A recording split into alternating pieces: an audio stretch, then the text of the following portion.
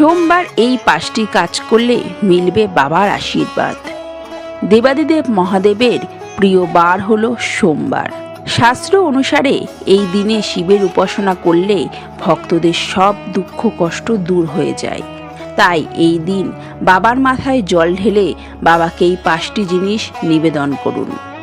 ভস্যের প্রলেপ। দুধ জল ছাড়াও ভস্য শিবের খুব প্রিয়, তাই দুধ জল দিয়ে স্নান করানোর পরিবর্তে ছাই বা ভস্যের প্রলেপ দেয়া যায়।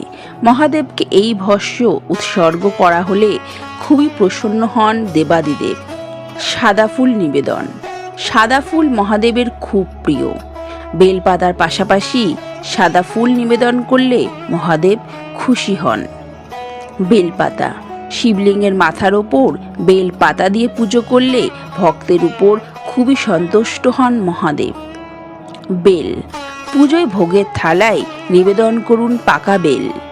মনে করা হয় বেল হলো দীর্ঘায়ুর প্রতীক, তাই মহাদেবকে বেল নিবেদন করা হলে দীর্ঘায়ু লাভ করা সম্ভব, স্বাস্থ্য ভালো থাকে। শ্বেত চন্দন। শ্বেত চন্দন দিয়ে শিবলিঙ্গের তিলক কেটে দেয়া হলে তুষ্ট হন মহাদেব, কারণ চন্দন শিবের অত্যন্ত প্রিয়। দেবাদিদেব মহাদেবের এই তথ্য সবার মধ্যে ছড়িয়ে দিন। হর হর মহাদেব।